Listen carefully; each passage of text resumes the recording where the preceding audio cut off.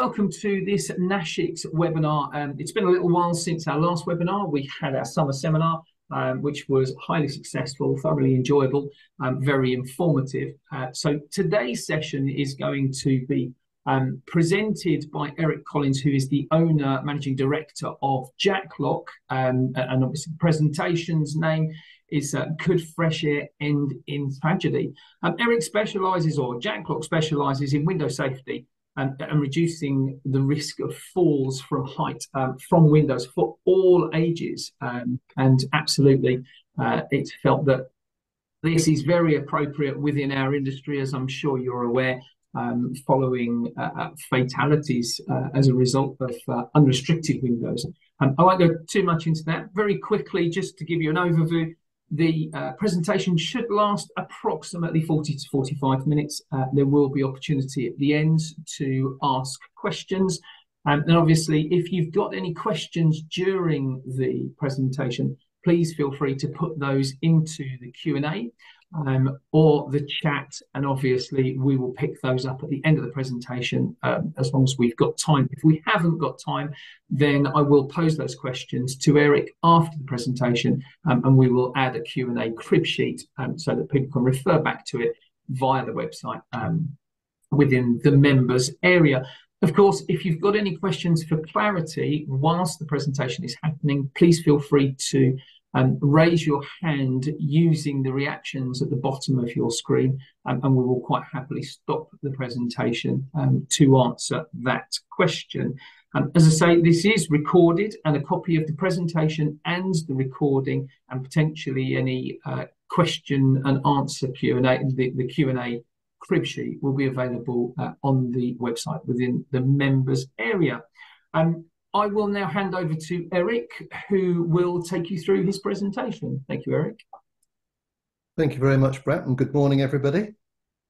A personal note from myself is thank you for taking the time to join this presentation on opening window safety. I hope, Philly, that some of it will be informative. Some of you may already be well briefed and well aware. If that's the case, certainly it will be a refresher opportunity for you. So I'll proceed and start flicking through some slides.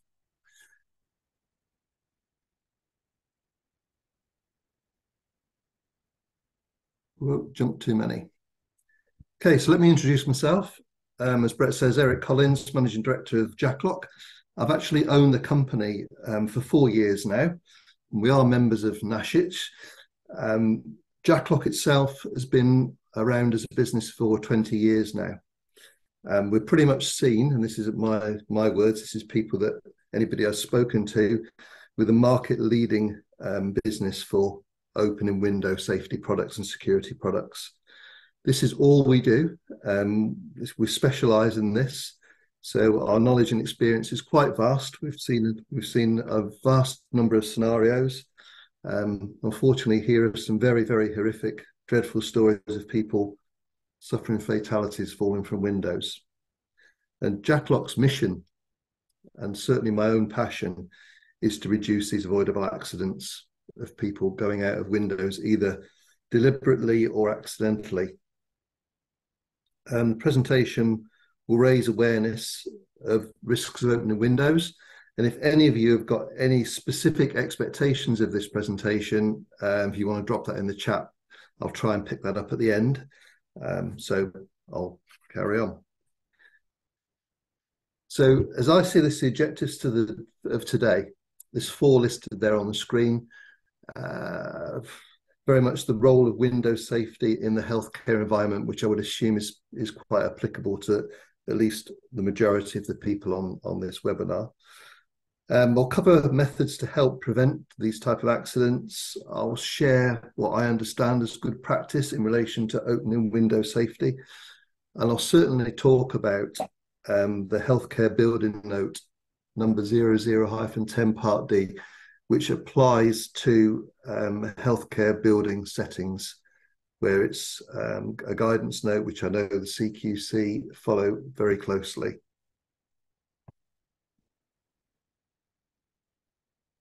So where do windows pose a concern? And what I've put down there is 2 bullet points, one safety and the second one security.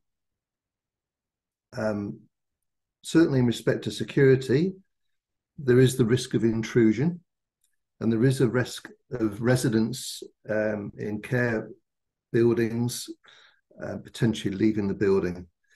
And I have an experience of this personally of my own mother who suffered dementia before she passed away. And certainly one of the things she always wanted is to get outside and be in the garden area and stuff. And I know she did have one attempt at getting out, that unfortunately the building was protected well with a very good window restrictor.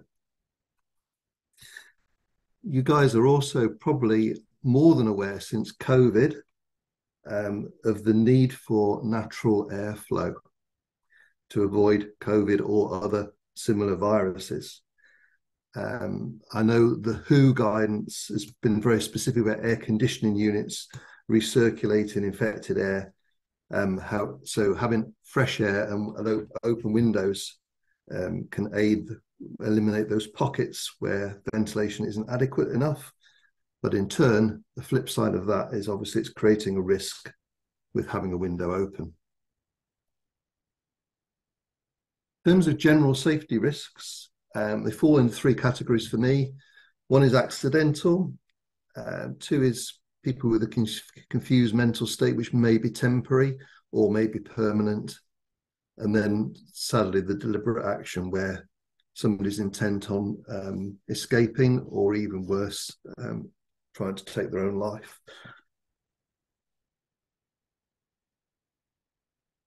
So let's cover the accidental one first. Sitting on windowsills, I'm sure we've all done it at some point. It's a convenient place to park your butt while you're sitting drinking a cup of coffee or having a cup of tea. Windows that are positioned at low levels, and I classify that personally as anything under a metre, are susceptible to people doing this. We sell quite a lot of restrictors into offices for this very reason, where there's canteen or lounge areas where there's window seats and people leaning back. So it's something to be very mindful of. We've put in here height above the ground, the window sill is 0.8 metres. The key thing there is to carry out risk assessments and make sure that the areas that are kind of unsupervised, that the risk assessments are covering those eventualities, because you may well think that, oh, I don't need a restrictor in this kind of area, but actually, it's something to be mindful of. You also need to cover safety measures to mitigate the risks that may come out of this risk assessment. And I'm sure a lot of you are specialists in risk assessments and could tell me far more than I can tell you. Covering the confused mental state area, there's a list of things there. I'm sure you could probably add to it. It's not meant to be exhaustive, but it's a significant risk area. Senile, dementia, Alzheimer's, reduced mental capacity. I can share you a horrific story, which probably brings it to life. So I've owned Jackloc for 4 years, and about 18 months ago, I got a phone call from a head of estates of an NHS hospital in the northeast of England. It's got about nearly 2,000 beds in it, so you can probably work out the sort of area it might be. The head of estates said, I need some help. We've had a very serious incident, not with a Jackloc product, but would you help me? I said, yes. He said, well, you're going to have to sign an NDA because we're involved with a legal case and the CQC. I said, fine. Got to see this guy. He takes me up to the 4th floor of his hospital. In there's a ward with typically maybe four beds either side of the ward. At the end of the ward, 2 rooms, internal window blinds to the ward, and on the outside, 2 opening windows that were restricted with a cheap imported product, competitor of ours. And there's a chap in his 40s and undergone abdominal surgery for about 4 hours and was back in the ward, still recovering from the anaesthetic, but also on morphine. I think the nurses were aware, he tells me, that the guy was in some sort of confused mental state, claustrophobic. They got called away to another emergency, shortage of nurses, and the guy was left on his own. He forced the window restrictor and fell to his death from the 4th floor of the hospital. It particularly resonated for me, a light bulb moment, because I've been talking to people about the importance of fitting good quality products that do the job that's required when needed. But this, for me, moved it away from even just being people with mental illnesses to be, it could be anybody, could have been me going into hospital. So, the whole purpose of window restriction is more generic than just healthcare settings for me. I should add in here that the legislation talks about 100mm opening gap for opening windows, and all the British standard tests are carried out to that standard. I think with there's children involved, the British standard guidance is 89mm opening gap. I think that's a bit belt and braces personally, but I'm just telling you what the standard says.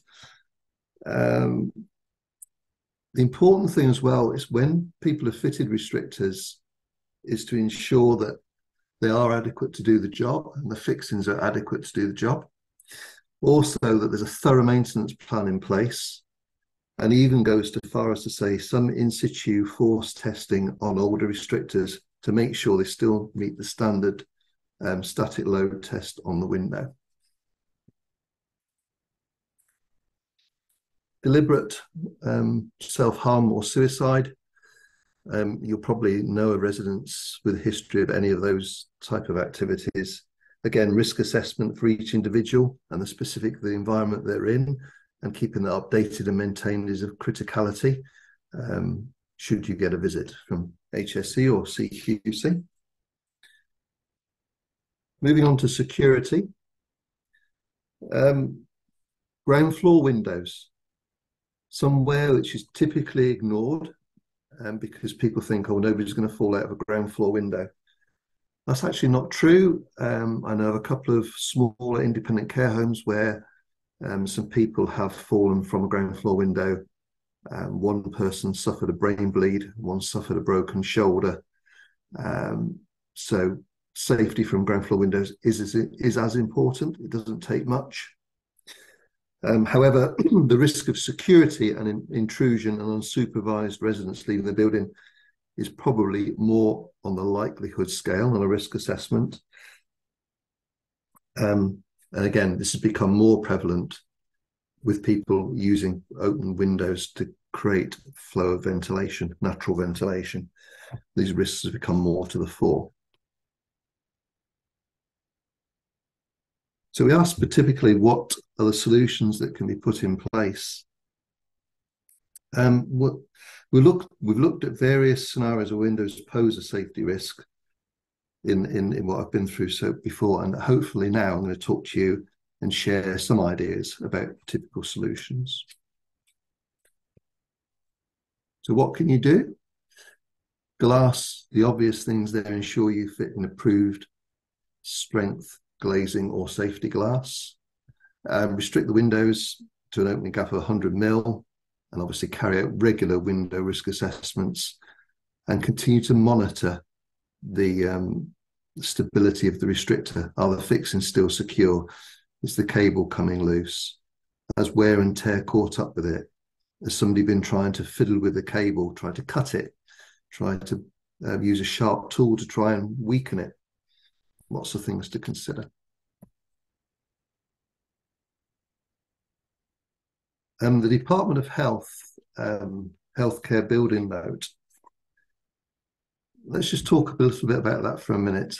Sure, most of you are probably familiar with it, but in that building note, it specifically references having window restrictors that are compliant with two standards, BS 14351 and BS 13126. In those standards, they cover specifically the following points. One is the restrictor must not open more than 100mm, the opening gap, which we covered before. Two is the fixings must be security fixings, so somebody can't go to the screw head and unscrew it. And finally, those British standards call for a series of tests which not every window restrictor on the market will comply with. So typically, some people will say the restrictors meet these standards. The entry standard on these is a static load test of 350 newtons, which is quite an easy test to overcome. Jackloc products, cable restrictors, withhold 2,200 newtons by way of a comparison. But more importantly, there's two other tests which a lot of restrictors don't have and don't meet the standard. One is called a cycle test. So the window has to open and close 25,000 cycles and still be in the same condition as it was at the start. And the other one is an impact test. And this simulates somebody running an open window trying to force it. And what they do there is they fit a 50 kilogram weight on a 1.5 meter pendulum. They wrap the weight with a rubber tire. They hold it back through 90 degrees and swing it into an open window, which is being restricted by a restrictor. And that restrictor has to withstand that force. It's quite an aggressive test. I'm pleased to say all Jackloc products pass all of these tests. I've alluded to before about planned maintenance, and I know a couple of organisations have come unstuck where they fitted window restrictors and they've had a visit from the CQC, and either the risk assessments aren't continuously up to date to reflect the type of patients or residents that are using the rooms, and secondly, their maintenance practices are not documented. Within those that building note, it will talk about a risk assessment and talk about a maintenance procedure. Very important they're put in place and they're regularly monitored, and changes are made if there is wear, damage or defectiveness. And equally, we've gone on to say previously about testing restrictors in situ to make sure they pass the minimum force. We have a device that can do that should it ever be required. Something that a number of organisations use our services for.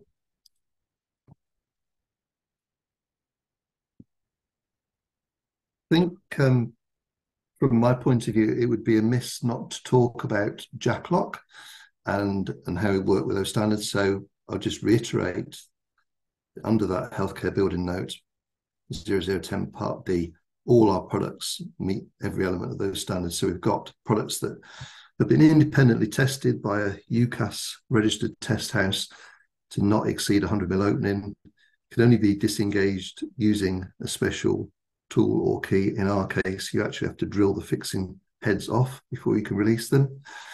And also, if you've not got a permanent restrictor in place, there's a key that is more than a one disc locking barrel, so it can't be picked.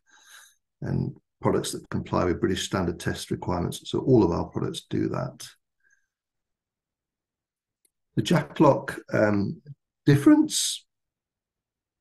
So on here, just really basically covering all our products are made in the UK. They've been sold for 20 years. We get next to no complaints about our products. I'm going to tell you they're not the cheapest, but it's like insurance policies. And when you need to rely on it, it needs to work and it needs to deliver for you. Our products do that. So products can be permanently restricted here. They can have this device here, which is called a Pro Twist product. It works very similar to a bleach bottle closure. You can push this mechanism down here, spring loaded, turn it and release the cable. I would not recommend that in a healthcare facility because it won't comply, but in office areas it's very useful so that you haven't got to have keys to release the cable should you want to. Our Pro 5 product had a Queen's Award that expired last year against it, our biggest selling product. And then this product here, Titan by Jackloc, which I'm going to cover separately in a minute, is both an independently certified product for safety and security.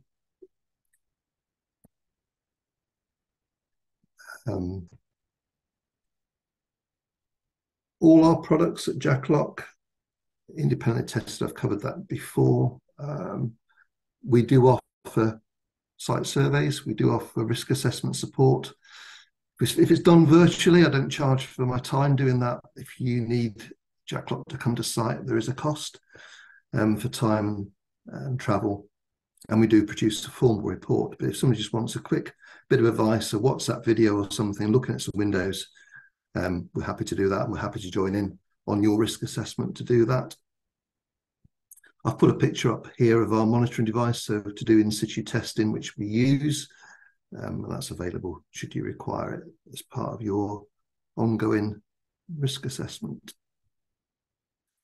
We've put a testimonial up here that's come from Andy Hollinshead. I'm sure a lot of you know Andy from NASHiCS, Head of Health and Safety at Barchester Group. I'll not read out the statements there because you can read it for yourself. But basically, Andy's a great advocate of our products, and Barchester use our Jackloc Perma product as a standard across their estate.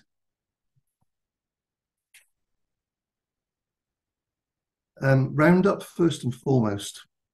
So where there's windows identify windows that pose a particular concern. So I work on the basis any window that opens is a risk. Make a thorough documented risk assessment and keep it continually updated. Continue to look at where the risk of falls may occur, so things may change. Building use can change, and therefore your risk assessment needs to be regularly reviewed. Clear guidance on quality window safety measures. We've covered that. And once the restrictors have been installed, ensure the maintenance plan is there and put in place. That's on that. And before perhaps I go on to questions, it may just be worth covering off around Jackloc, and we're here to help you. We have got very, very good safety products that can give you solutions. I'm conscious of this not turning into a sales pitch, but it would be amiss of me not to share what we can offer and what support we can give you. A lot of people take it up. My contact details are on this presentation for you to come and ask support, guidance, clarity, anything, even the questions you think are daft. There's never a daft question. I'm sure we'll have come across the scenario somewhere else before. I did talk earlier in this presentation about our Titan product. If we just go back a little bit to this one here. So this product, you'll see isn't a cable window restrictor. It opens as a cantilever mechanism, a bit like a window handle in some sort of ways, but it is independently tested. So it holds a sole secure certificate for external braking, and it meets all the British standard safety tests for somebody going out of a window. You can see that it's going to be very difficult for somebody who's intent on breaking a window restrictor to get through this. It's cast zinc. It's going to take a sledgehammer to go through it. It withholds a force of 4,000 newtons, which is, put it in layman's terms, about 3 to 4 adult males' weight added together. And actually, when it did fail, the window crumpled, not the product. So it actually pulled the UPVC window apart. So if you're looking for ultimate belt and braces, that's a product to look at. Any questions for you guys, really? If you want to put them in the chat or you want to come on and shout out about it, I'm very happy to take those questions. I can start off with a couple for you that we've had previously that are quite common. Can I share the British Standard test certificates? The answer to that is yes. We have all our independent British Standard test certificates available for clients should they require. Another question that we get often is, can we demonstrate our products? The answer is yes. We've got demonstration windows with our products fitted to it that we can show and let people see, touch and feel and play with. So there's a couple of regular things that come up. Over to you guys. Excellent. Thank you, Eric. That was really informative. Do have a few questions as it happens. So the first one is from one of our attendees, which says, I understand the 100 mil, but I have seen many that don't open that far. Is there a valid reason for this? And there is an add-on which says not Jackloc. So yeah. Okay, so when an installer fits a window restrictor, so our products are set so they can't be opened more than 100 mil. You can have an opening gap of less by offsetting the footplate and the lock body on the window to reduce the amount of cable you've got. So you will see that in operation. And some people actually specifically request from us to have opening gaps less than 100 mil, and we can bespoke manufacture cable lengths to do that. I don't necessarily know the answer and reasons why people want that, but obviously if it's less than 100 mil, you're compliant with the standard anyway. So it can only be a positive thing. It's just going to reduce the amount of airflow that you'll get through in the building. Excellent, thank you. Hopefully that answers the question. I've got a few more questions for you. So this next one is maintenance. You mentioned maintenance a couple of times. What sort of things would be expected in regular maintenance? I'm assuming that a couple of things would be to check the condition of the fitting on the fixings, as well as the actual unit itself. Beyond that, what sort of, are there any additional maintenance checks to be undertaken? I think with our products, guidance is on the instruction leaf that we sell with the product, but it will talk about making sure the product's lubricated. It will talk about making sure that somebody tests the window, and if you don't want to use the test device that we have, you just want to have a manual test on it. The best way is to put your force behind it and try and thrust the window open and make sure the restrictor does its job. The key thing to check is that the fixings aren't moving. So the screws that hold the product in place aren't moving. There's no play in the restrictor. And if it's a cable restrictor, that there's no wear anywhere on the restrictor. Most restrictors, I can talk specifically about Jackloc, and the cable's made up of 16 strands of high tensile steel, which is turned and twisted and crimped into place. It's covered with a plastic sheath, which is purely decorative. If that plastic sheath has been cut through, perhaps somebody using a file or a nail file or something like that, there could be a risk that the metal has started to be looked at, and maybe you need to therefore consider the product may have been weakened and maybe needs replacing. So those are typically the things to look for. Thank you. And well worth recording that it's being done, put it that way. Yes, yes, absolutely. Next question. Obviously, some organisations will be in older buildings, and this is a kind of twofold question, where obviously the window fixtures themselves are weak or soft. What sort of solutions would there be? Obviously, not all providers can afford to go and change all of their windows, or where you've got the additional complication of them being heritage windows. Do you offer a solution? Is there a solution out there? What's your thoughts on that? Okay, so we do work with a company called the Crittall Window Company. So these are the old style metal frames, which are very thin. Yeah. We've got some dedicated screws that we've manufactured that work with those windows without shattering the glass. You'd have to call up and speak to us about that because it's not of our standard range, but we have got the screws to do it. Yeah. And that does happen. You alluded to, Brett, a question around the quality of the substrate that the fixing's going into. Yeah. This is very salient. If you've got soft wood that's kind of rotted, wet rot in it, the fixing's just like putting it into a bit of wet putty. And obviously, under any stress whatsoever, the screws will just pull out. So if that's the type of window you've got, fitting restricted probably not going to be the solution if you've got windows in that level of disrepair.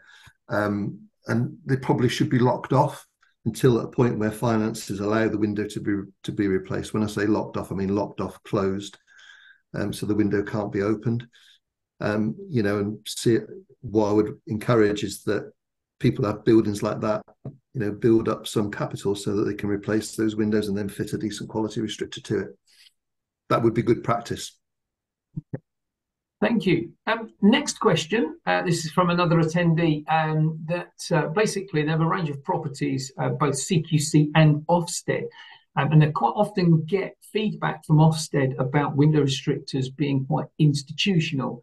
And it's really just to kind of get your view in terms of feedback for a manager to an inspector who might raise this. What do you exactly mean by the comment institutional? Obviously, Ofsted being the younger, so children, so on and so forth, and it looking, I imagine this is probably in relation to children's services. Sure. So looking like they're being locked in. Is there a solution, I guess, is one question, and the other is what's the response? What would be a robust response to said inspector if they raise that as an issue? I think child welfare's got to come first before aesthetics. Would be the first thing. Some places go as far as fitted window grills. Personally, think it's a bit over the top. That if you're talking about institutionalising, that probably is even worse than a window restrictor. But I think a risk assessment's got to be done, and it's the likelihood versus the severity, the usual question. And then I would be going to an office bed inspection saying, well, we've done the risk assessment. This is what it's flagged up, that we've got vulnerable children here that don't understand the risk, and therefore we've got to protect their welfare, and that's got to become before the aesthetics of having a window that can open fully and have the risk of a child falling, either accidentally or intentionally. Thank you. And then one last question, and this is actually from myself. Am I right in saying that within the guidance, generally it's 100 millimeters, but am I correct or incorrect that I heard that it's less when it comes to children? Yeah, it states for children 89 millimeters, which obviously can be achieved by offsetting the foot plate and the lock body on the restrictor. Right. Okay. Rather than having them parallel in line. Okay. Thank you very much. Thank you for clarifying that point.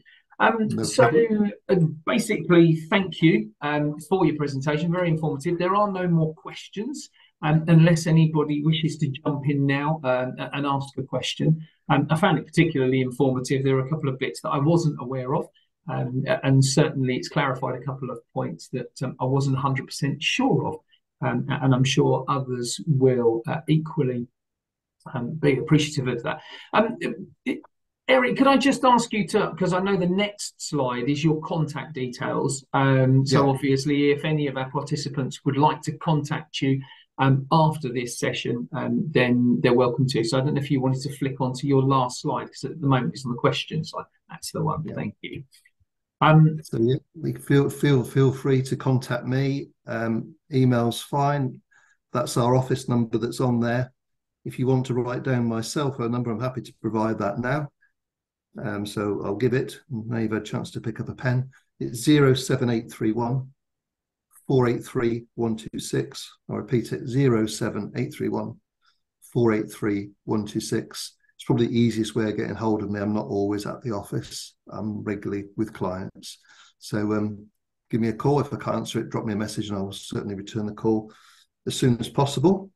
From my point of view, if there's no more questions, a sincere thanks for your time. And obviously, if you've got any queries at all, please call me. I'm happy to answer and give advice. It don't cost you anything on a phone call. Excellent. Thank you, Eric. And thanks again for a very informative webinar. If you could stop sharing your screen, that would be really helpful. Thank you. And then it just leaves me very briefly to remind everybody about our next event, which is the London Networker. And I will share my screen just so you can see this on our website. So the London Networker on the 21st of November. You'll see that bookings are open for this. It's hosted by DAC Beechcroft at their London office. And as you can see, quite an exciting itinerary. We have demystifying CQC investigations by Bina Brown and Anna Hart. And as you can see, it's talking about recapping on key CQC offences, in particular Regulation 12, safe care and treatment. And interestingly, that ties quite nicely in with today's session, which would absolutely contribute towards safe care and treatment having window restrictors. Current and emerging CQC prosecution trends, understanding CQC decision making, insight into the particularities of how CQC conducts their investigations.